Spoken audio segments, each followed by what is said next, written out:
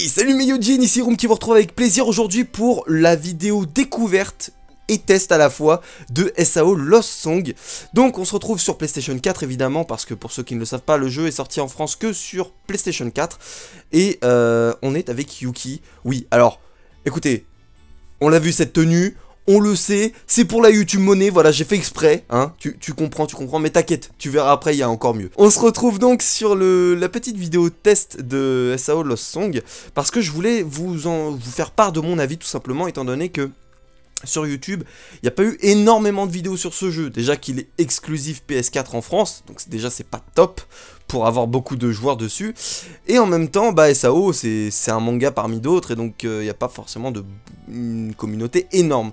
Moi étant super fan et ayant depuis peu la PS4, parce que j'ai revendu ma One pour acheter une PS4, je me suis dit qu'il était super intéressant, il serait super intéressant sur cette chaîne manga de vous faire un petit test de ce jeu, parce qu'il n'y a pas que de l'analyse d'un manga, il y a aussi du gaming, comme je l'avais dit. Donc SAO Lost Song, ce jeu édité par Bandai Namco, comme beaucoup d'autres jeux qui adaptent des mangas, est un RPG, ça me paraît logique.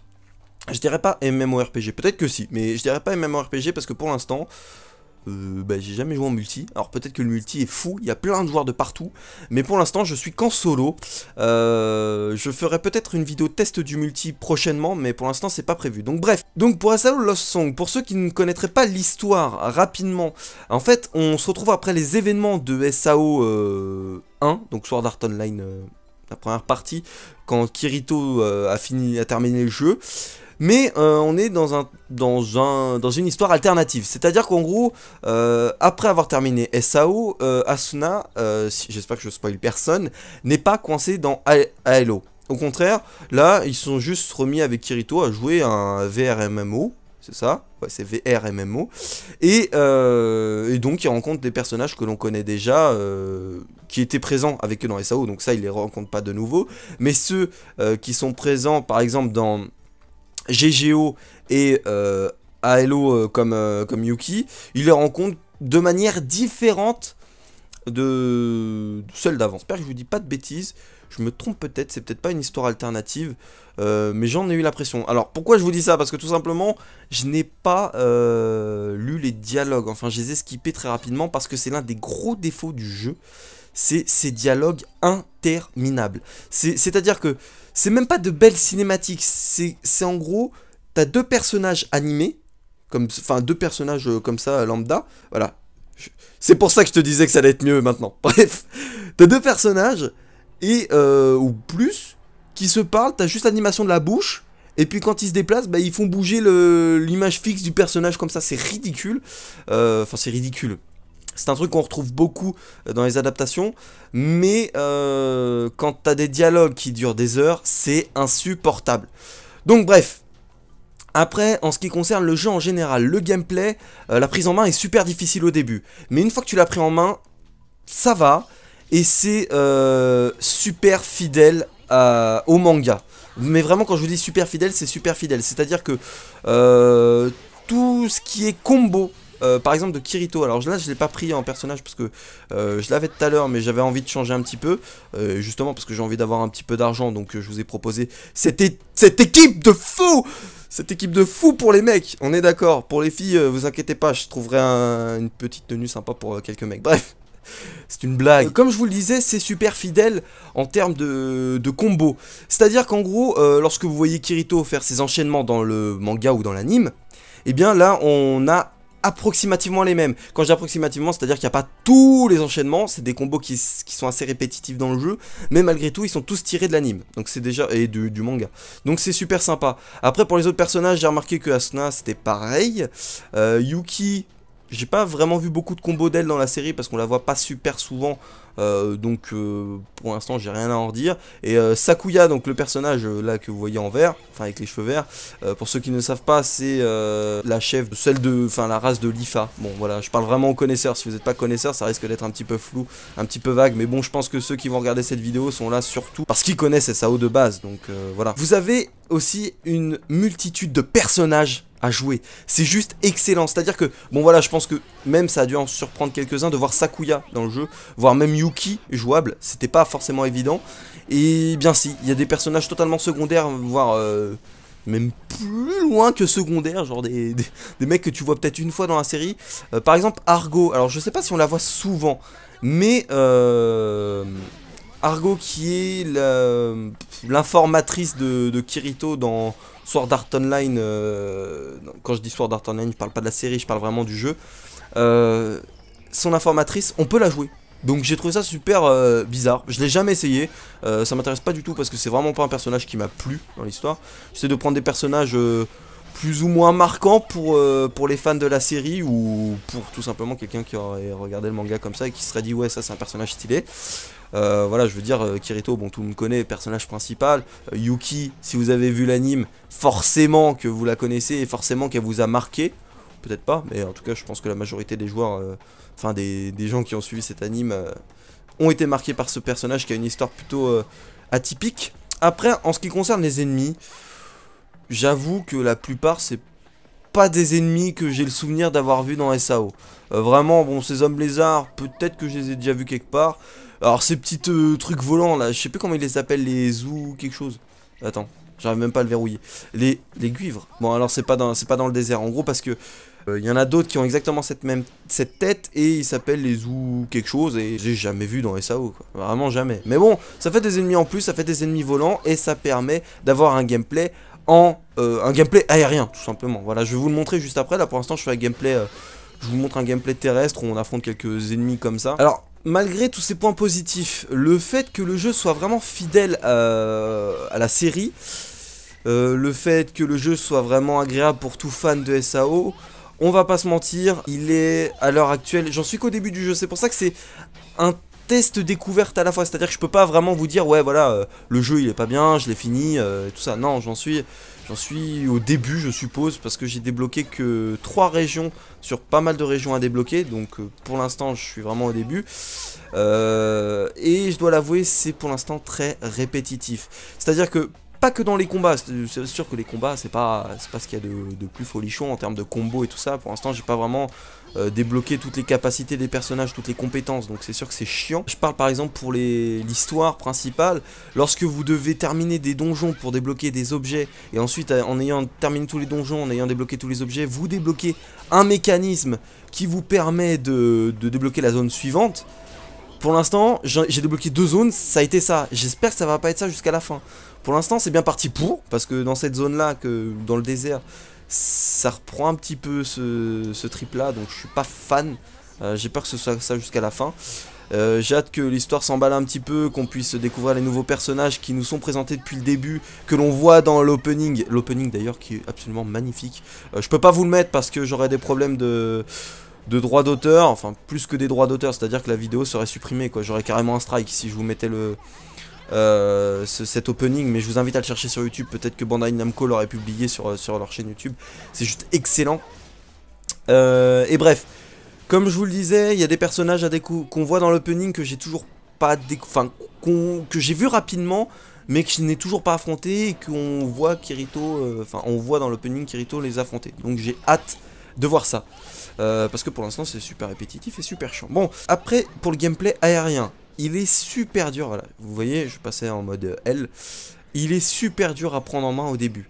C'est-à-dire que là, vous voyez, je suis en mode planage. Donc je peux accélérer un petit peu avec la touche R1, avec ma barre d'endurance en haut, en orange. Je peux accélérer pas super vite, vu que c'est le mode planage. Je peux monter avec la croix s'ils veulent bien me lâcher. Je peux donc me déplacer, accélérer. Il me semble que tu peux faire des roules. Non, tu peux faire juste des esquives comme ça. Bon, juste le gameplay aérien, comme ça change des autres jeux, je voulais vous le montrer. Donc vous avez le mode planage, voilà, c'est classique. Vous pouvez rejoindre vos ennemis à une vitesse assez lente. Puis vous avez le mode vol, un petit peu plus rapide. Vous pouvez accélérer encore avec R1. Et puis si vous faites R1 plus, c'est la croix ça sur PlayStation 4, vous allez en hyper vitesse j'appelle ça comme ça, c'est pas du tout le nom, mais vous allez super vite et votre endurance diminue énormément. Et si vous avez plus d'endurance du tout, votre personnage va s'essouffler comme dans la plupart des jeux. Voilà, ça c'était pour le gameplay aérien. Après il y a beaucoup de combats aériens qui sont super intéressants à faire. La plupart des boss que j'ai rencontrés à l'heure actuelle sont des boss qui volent comme celui-ci. Par exemple ce boss là pour l'instant c'est pas un boss, c'est à dire que il a le niveau d'un boss, même au-dessus de tous ceux que j'ai rencontrés à l'heure actuelle, mais je ne sais pas du tout quand est-ce que je vais devoir l'affronter pour l'histoire principale. Je peux aller l'affronter maintenant, mais je suis certain que je vais me faire péter. Je dois être niveau 158, 160 peut-être, grand max. Et alors attendez, je vais peut-être vous dire ça en voyant mes stats état. Yuki est niveau 163, voilà. Elle est niveau 163 et lui 163 et lui il est niveau 600. Donc ça sert absolument à rien d'aller l'affronter. Ça va être une grosse boucherie, donc c'est inutile. Bref. Attendez, je crois que... Oh oui d'accord, il m'a pris en chasse. Ok, ce test part en couille totale. Je viens de perdre Sakuya et Asuna qui viennent de crever. Je viens de m'en rendre compte, le mec est absolument pas à la ramasse. Putain il est rapide en plus ce bâtard. Donc pour l'instant ce jeu j'en retire beaucoup de positifs.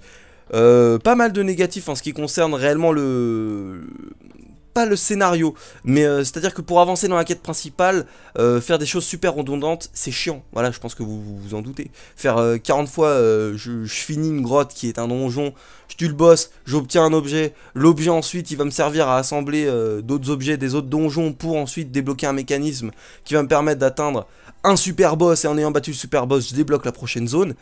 C'est ce scénario que j'ai retrouvé tout le temps pour l'instant. C'est-à-dire que j'ai eu à le faire 3 fois, je crois, pour l'instant. Non, 2. Je sais plus.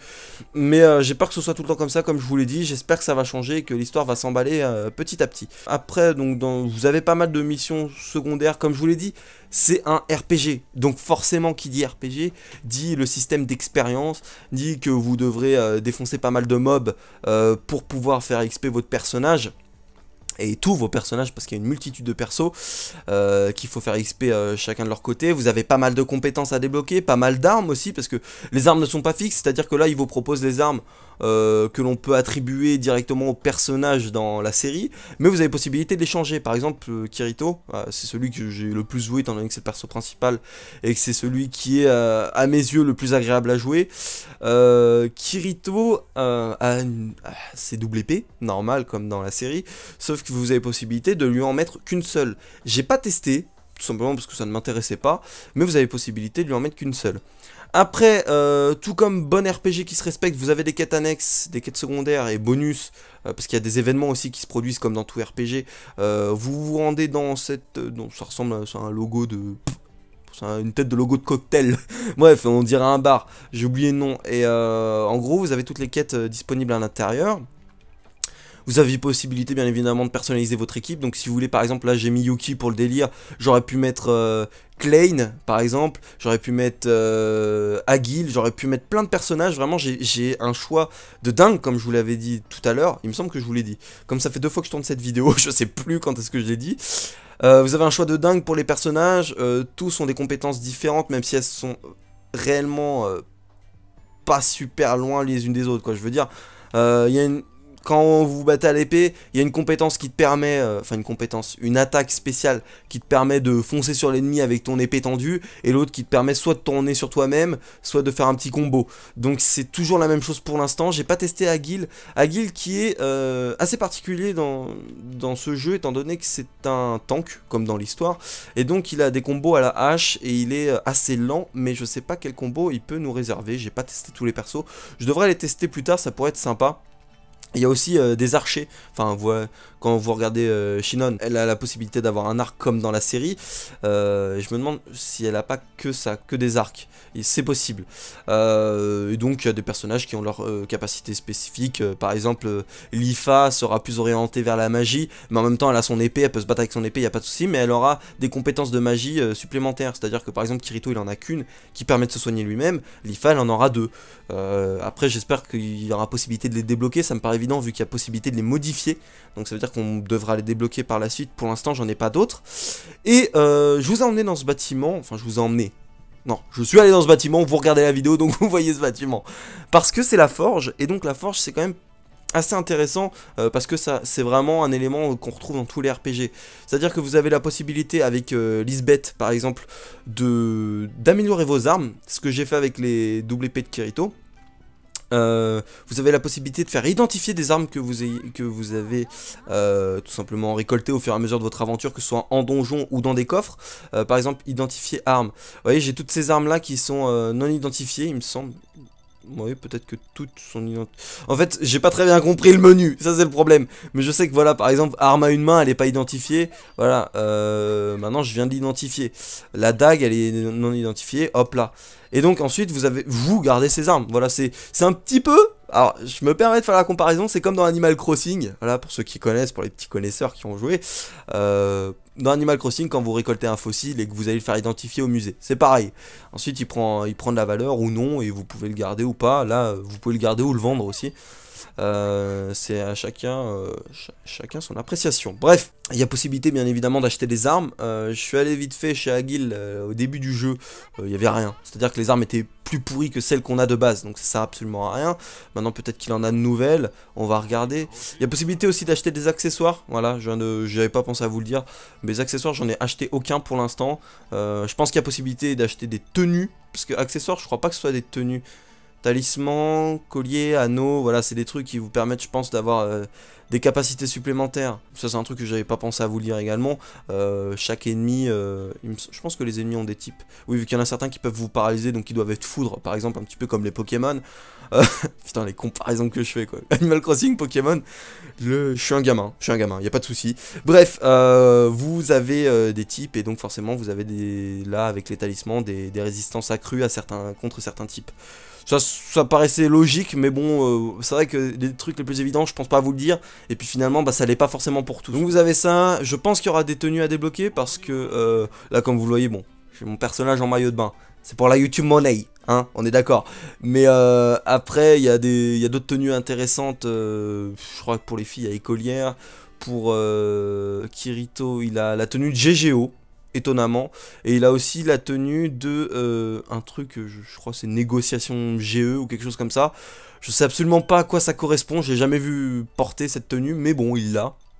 Pourquoi pas, hein. C'est vraiment un RPG complet, il est vraiment complet, et il reprend vraiment tout l'esprit de SAO, donc c'est super sympa.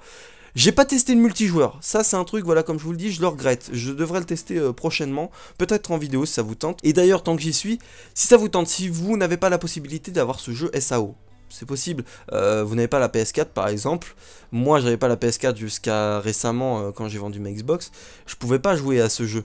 Et maintenant que je l'ai, je me suis dit que ce serait peut-être intéressant de vous faire partager un petit peu plus en détail qu'un simple test. Donc si vous n'avez pas l'intention de vous l'acheter mais que vous voudriez quand même connaître l'histoire de ce jeu, n'hésitez pas à me le faire parvenir en commentaire, me dire votre avis dans les commentaires, et je me ferai une joie de faire un let's play, voilà le truc classique de ce jeu sur cette chaîne manga.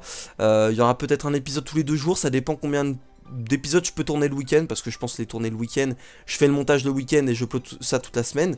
On verra comment ça se passe, et on essaiera de finir ce jeu tous ensemble et de découvrir un petit peu quelle petite spécificité regorge ce jeu. Voilà.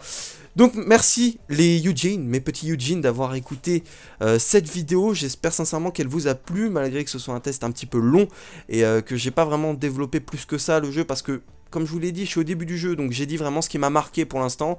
J'ai pris aucune note, j'y suis allé comme ça en freestyle. J'ai déjà fait une petite vidéo avant, test, je me suis rendu compte que c'était pas top, que j'avais oublié pas mal de choses. Et puis je me rends compte que maintenant, bah, je me mélange un peu les pinceaux et que j'oublie aussi des trucs. Bref. Voilà, merci à tous d'avoir suivi cette vidéo. Si vous en voulez un petit peu plus et si vous voulez découvrir ce jeu en ma compagnie, n'hésitez pas à me le dire. Je me ferai une joie de vous faire pas mal de vidéos dessus. Je vous laisse, prenez soin de vous et à très bientôt pour une nouvelle vidéo. C'était Heroum. Ciao.